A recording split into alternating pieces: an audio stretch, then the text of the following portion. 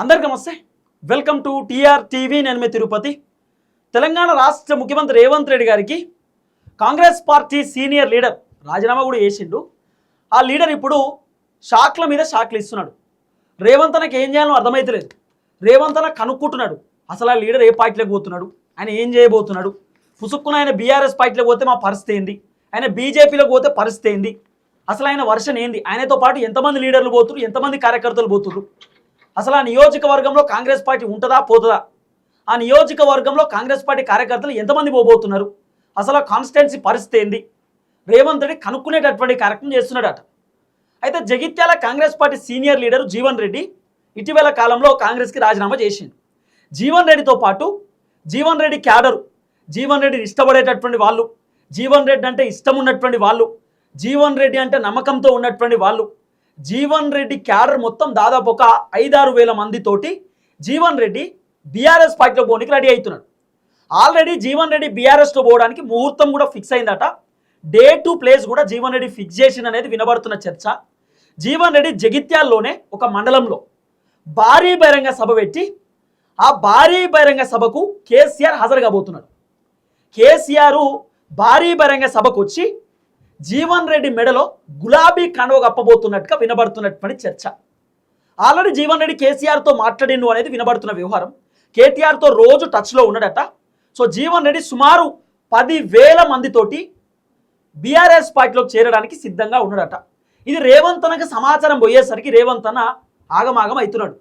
జీవన్ రెడ్డిని కాపాడుకుంటేనే బాగుండాల్సింది, అనవసరంగా జీవన్ రెడ్డిని వదులుకున్నాం, ఇప్పుడు ఆయన పోవడం వల్ల ఇంకా చాలామంది పోనీకి రెడీగా ఉన్నారు. జీవన్ రెడ్డి వల్ల ఒరిజినల్ కాంగ్రెస్ పార్టీ లీడర్లు, సీనియర్ కాంగ్రెస్ పార్టీ లీడర్లు, కాంగ్రెస్ పైన అసంతృప్తితో ఉన్నటువంటి వాళ్ళు, అసహనంతో ఉన్న వాళ్ళు, కాంగ్రెస్ పైన కోపంతో ఉన్నటువంటి వాళ్ళు, రేవంత్ రెడ్డి నిర్ణయాలు ఇష్టం లేనటువంటి వాళ్ళు కాంగ్రెస్కి రాజీనామా చేయడానికి రెడీ అవుతున్నారు. కాబట్టి జీవన్ రెడ్డి భారీ బహిరంగ సభ సుమారు ఎంత కాదని 1,00,000 మందితోటి జీవన్ రెడ్డి భారీ బహిరంగ సభ ప్లాన్ చేస్తున్నాడట. ఇక కేసీఆర్ బయటకు వస్తున్నాడంటే ఖచ్చితంగా ఆ సభకు 1,00,000 కాదు 10 లక్షల మంది వచ్చినా కూడా ఆశ్చర్యపోవాల్సినటువంటి అవసరం లేదు. సో జీవన్ రెడ్డి విసిగిపోయి జీవన్ రెడ్డి బాధతోటి రాజీనామా చేసి చాలాసార్లు జీవన్ రెడ్డి హైకమాండ్కి, రేవంత్ రెడ్డికి, మంత్రులకు, అక్కడికి కాంగ్రెస్ పార్టీకి సంబంధించినటువంటి ఇన్ఛార్జ్ మీనాక్షి నటరాజన్ మేడం కూడా ఆయన బాధ చెప్పుకున్నాడట. మేడం ఇట్లా జగిత్యాలలో బీఆర్ఎస్ పార్టీ నుండి గెలిచినటువంటి సంజయ్ కుమార్ అనేటటువంటి వ్యక్తి కాంగ్రెస్ పార్టీలోకి వచ్చిండు, ఆగమాగం చేస్తుండు పార్టీని, కార్యకర్తలు సఫర్ అవుతురు, కార్యకర్తలు ఇబ్బంది పడుతురు, మా వల్ల కావట్లేదు మేడం, ఈ సంజయ్ కుమార్ అనేటటువంటి వ్యక్తిని కాంగ్రెస్ నుంచి తీసేయండి, అసలు ఈయన కాంగ్రెస్లో లేడు అని ఒక్క అనౌన్స్మెంట్ ఇవ్వండి, ఒక పేపర్ విడుదల చేయండి, ఒకటి లేఖ విడుదల చేయండి, ఒక లెటర్, అది మాకు కూడా ధైర్యం వస్తుంది, ఈయన లేడని చెప్పి మా పని మేము చేసుకుంటామని చెప్పి జీవన్ రెడ్డి ఎంత చెప్పినా కూడా హైకమాండ్ పట్టించుకోలేదు, మంత్రులు పట్టించుకోలేదు, ముఖ్యమంత్రి పట్టించుకోలేదు, ఇన్ఛార్జ్ కూడా పట్టించుకోలేదు. ఆఖరికి జీవన్ రెడ్డి అడిగి అలసిపోయి ఆఖరికి కాంగ్రెస్కి రాజీనామా చేసింది. ఇక నాకు వద్ది కాంగ్రెస్ పార్టీ, నన్ను మోసం చేసిరు, కాంగ్రెస్ పార్టీ నన్ను తిప్పలు పెట్టిరు. అసలు ట్విస్ట్ ఏంది తెలుసా, జీవన్ రెడ్డి ఈ సంజయ్ కుమార్ని రేవంత్ రెడ్డి కండువ కప్పుతున్నాడు అని తెలిసి జీవన్ రెడ్డి ఏం చేసిందంటే, ఈ సంజయ్ కుమార్ ఆల్రెడీ రేవంత్ రెడ్డిని కలిసిండట. సార్ నేను కాంగ్రెస్లోకి రానికి రెడీగా ఉన్నా అని చెప్పి ఈ సంజయ్ కుమారే రేవంత్ రెడ్డితో మాట్లాడితే రేవంత్ రెడ్డి కూడా ఓకే అని చెప్పిండట. ఆల్రెడీ డిస్కషన్ నడుస్తున్నప్పుడు జీవన్ రెడ్డికి తెలిసింది. జీవన్ రెడ్డి ఢిల్లీకి పోయిండు హైకమాండ్తో మాట్లాడదామని. ఇట్లా సంజయ్ కుమార్ బీఆర్ఎస్లో గెలిచిండు, కాంగ్రెస్లో కొంతమంది చూస్తుండు, రేవంత్ రెడ్డి కూడా తీసుకోవడానికి రెడీగా ఉన్నాడు, ఆపండి, వద్దని చెప్పండి, నేను ఆల్రెడీ కాంగ్రెస్ పార్టీ నుండి బలమైనటువంటి లీడర్ని, నేను ఎన్నికలలో పోటీ చేసి ఓడిపోయినా, మళ్ళీ నేను గెలుస్తా, ఆల్రెడీ నేను సీనియర్ లీడర్ ఉండగా నన్ను ఎట్లా ఇబ్బంది పెట్టి ఈ సంజయ్ కుమార్ తీసుకుంటారు, రేవంత్ రెడ్డి నిర్ణయాలన్నీ ఉల్టాపుల్టున్నాయి, వద్దని చెప్పండి అని చెప్పి జీవన్ రెడ్డి హైకమాండ్ దగ్గర పోయి శబ్దమని పోతే జీవన్ రెడ్డి హైకమాండ్ పోయిండు, హైకమాండ్ ఇంకా కలవలే. అప్పటికే రేవంత్ రెడ్డి సంజయ్ కుమార్ మెడల కాంగ్రెస్ పార్టీ కండువ కప్పిండు. జీవన్ రెడ్డి పరిశాన్ అయిపోయిందట. జీవన్ రెడ్డి అధిష్టానం దగ్గర పోయి అధిష్టానాన్ని కలవకంటే ముందే రేవంత్ రెడ్డి సంజయ్ కుమార్ మెడల కండువ కప్పిండు. ఇక జీవన్ రెడ్డికి అర్థమైపోయింది కథ, ఎట్లయినా సంజయ్ కుమార్ మెడల కండువ కప్పిండు. సంజయ్ కుమార్ ఇప్పుడు కాంగ్రెస్ పార్టీ అయినా జీవన్ రెడ్డికి బాధ అనిపించి, నేను కాంగ్రెస్ పార్టీలో బలమైనటువంటి లీడర్ ఉండగా, నేను అధికార పార్టీ నుండి ఒక కీలకమైనటువంటి లీడర్ ఉండగా ప్రతిపక్షంలో గెలిచినటువంటి ఎమ్మెల్యేని పట్టుకొచ్చి అధికార పార్టీలో ఎట్లా ఎంకరేజ్ చేస్తారు, అధికార పార్టీలోకి తీసుకొచ్చి ఎట్లా తమాషా చేస్తారు, ఇది కరెక్ట్ కాదు కదా అనేది జీవన్ రెడ్డి వర్షన్. రేవంత్ అన్న అడిగినా రేవంత్ అన్న పట్టించుకోలే. చాలా మంది దగ్గర తిరిగిండు జీవన్ రెడ్డి. సార్ ఈ సంజయ్ కుమార్ ఏంది, ఆయన పెత్తనం ఏంది, ఓవర్ యాక్షన్ ఎక్కువైపోయింది, ఆయన పర్ఫార్మెన్స్ ఎక్కువైపోయింది, సర్పంచ్ ఎన్నికలలో ఇష్టం ఉన్నట్టు క్యాండిడేట్లను నిల్చోబెడుతున్నాడు, ఇష్టానుసారంగా డబ్బులు పంచుతున్నాడు. ఏమన్నా అంటే కాంగ్రెస్ గవర్నమెంట్ మాదే, గవర్నమెంట్ సపోర్ట్ ఉందని చెప్పి చెప్పుకుంటున్నాడు. మరి నేను ఎవరిని నిల్చోబెట్టాలో నాకు అర్థమైతలేదు. మరి పార్టీ మారినటువంటి వ్యక్తిగా గవర్నమెంట్ సపోర్ట్ ఇంత ఉంటే మరి నాకెంత ఉండాలి? 40 సంవత్సరాల నుండి కాంగ్రెస్ కోసం పనిచేసిన నా పరిస్థితి ఏందని చెప్పి జీవన్ రెడ్డి అడిగినా కూడా హైకమాండ్ చెప్పే పరిస్థితి లేదు, కాంగ్రెస్ పార్టీలు చెప్పే పరిస్థితి లేదు. అక్కడ సర్పంచ్ ఎన్నికల విషయంలో కూడా జీవన్ రెడ్డి కోపం వచ్చింది. జీవన్ రెడ్డికి సర్పంచ్ ఎన్నికలలో గవర్నమెంట్ సపోర్ట్ లేదట. జీవన్ రెడ్డి నిల్చోబెట్టినటువంటి క్యాండిడేట్కు గవర్నమెంట్ సపోర్ట్ చేసే పరిస్థితి లేదు. కాబట్టి అక్కడ జీవన్ రెడ్డికి బాధ అనిపించింది. మంత్రులు కూడా సపోర్ట్ చేయలేదట జీవన్ రెడ్డి నిల్చోబెట్టినటువంటి క్యాండిడేట్లకు. అక్కడ జీవన్ రెడ్డి మనసు నొప్పిపెట్టింది. తర్వాత మున్సిపల్ కార్పొరేషన్ ఎన్నికలలో 50 వార్డులు ఉంటే జీవన్ రెడ్డికి 10-15 వార్డులు, మిగతా అన్ని కూడా సంజయ్ కుమార్కి ఇచ్చారట హైకమాండ్ మీన్స్ రేవంత్ రెడ్డి. ఎంత ఘోరం! అక్కడ జీవన్ రెడ్డి ఇబ్బంది పడ్డాడు. అరే నేను చెప్పినోడు, నేను 40 సంవత్సరాల నుండి కాంగ్రెస్లో సీనియర్ లీడర్ని, నేను చెప్పినోడికి టికెట్లు ఇస్తలేరు, ఇంకా సంజయ్ కుమార్కి ఎట్లు ఇస్తారు, ఇంకా ప్రతిపక్షంకి ఎట్లు ఇస్తారు అనేది జీవన్ రెడ్డి వర్షన్. విసిగిపోయింది, ఇబ్బంది పడ్డాడు. ఆ రోజు బీఆర్ఎస్ గవర్నమెంట్ ఉన్నప్పుడు కూడా ఈ సంజయ్ కుమార్ పెత్తనం చూపించిండు. ఇవాళ కాంగ్రెస్ గవర్నమెంట్ ఉన్నా కూడా అదే సంజయ్ కుమార్ పెత్తనం చూపిస్తే కాంగ్రెస్ పార్టీ లీడర్ల పరిస్థితి ఏంది?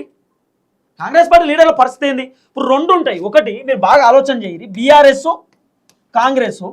ఇప్పుడు బీఆర్ఎస్ గవర్నమెంట్ ఉన్నప్పుడు ప్రతిపక్ష పార్టీ లీడర్ల పైన పోలీస్ కేసులు పెట్టిస్తారు, అధికార పార్టీ ప్రతిపక్ష మూలను 30 తిప్పలు పెడతారు. అయితే 2018 నుండి 2023 దాకా ఈ సంజయ్ కుమార్ అనేటటువంటి వ్యక్తి కాంగ్రెస్ పార్టీలను 30 తిప్పలు పెట్టిండు, ఇబ్బంది పెట్టిండు లీడర్లను, కార్యకర్తలను. ఇప్పుడు 2023 ఎన్నికలలో కూడా మళ్ళీ సంజయ్ కుమారే గెలిచిండు. సంజయ్ కుమార్ బీఆర్ఎస్లోకి గెలిచిండు. మరి బీఆర్ఎస్లోనే ఉండాలి కదా. సంజయ్ కుమార్ బీఆర్ఎస్ ప్రతిపక్ష పార్టీ నుండి గెలిచిండు, అధికార పార్టీ జీవన్ రెడ్డి. ఇప్పుడు జీవన్ రెడ్డి పెత్తనం నడుస్తుంది, అధికార పార్టీ ఎవరిదైతే వాళ్ళదే నడుస్తుంది. సంజయ్ కుమార్ ఎమ్మెల్యే అయినా కూడా పెద్ద సంజయ్ కుమార్ది కథ ఏం నడవదు, అధికార పార్టీదే నడుస్తుంది.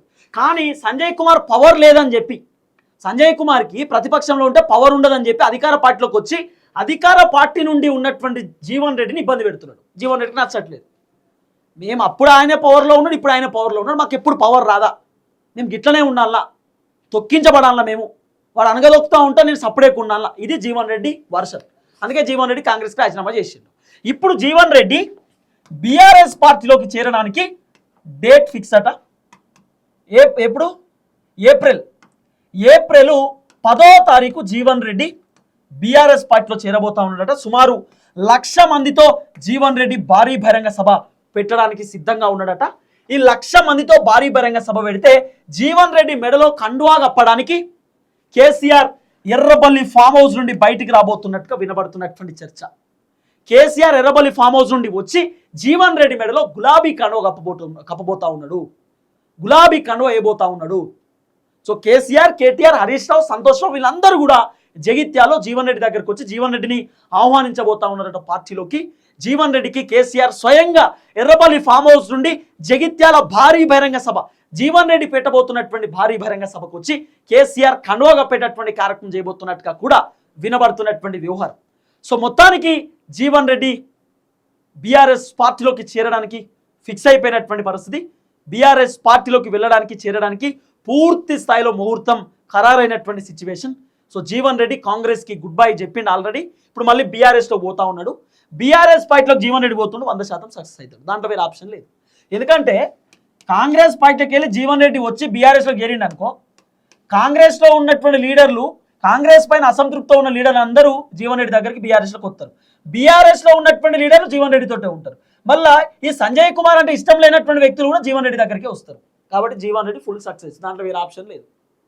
2028లో ఎన్నికలలో ఫస్ట్ జీవన్ రెడ్డి గెలుస్తాడు, మీరు రాసి పెట్టుకోరు. ఇక ఈ విధంగా జరగబోతుంది. మొత్తానికి జీవన్ రెడ్డి బీఆర్ఎస్ పార్టీలో చేరడానికి రెడీ. జగిత్యాల్లోనే ఒక మండలంలో భారీ బహిరంగ సభ పెడతా ఉన్నారట.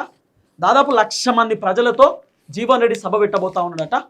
సో ఆ 1,00,000 మందిలో సుమారు 10-20 వేల మంది జీవన్ రెడ్డితో పాటు బీఆర్ఎస్ పార్టీలోకి చేరడానికి సిద్ధంగా ఉన్నారు అనేది వినబడుతున్నటువంటి వ్యవహారం. సో జీవన్ రెడ్డి భారీ బహిరంగ సభకు కేసీఆర్ రాబోతున్నాడు. కేసీఆర్ స్వయంగా జీవన్ రెడ్డికి బీఆర్ఎస్ పార్టీ కండువా కప్పి బీఆర్ఎస్లోకి ఆహ్వానించబోతున్నట్టుగా వినబడుతున్నటువంటి వ్యవహారం. చూద్దాం ఏం జరగబోతుందో. దయచేసి వీడియో అందరూ షేర్ చేయండి. అందరికీ నమస్తే, థ్యాంక్ యూ సో మచ్. జై తెలంగాణ.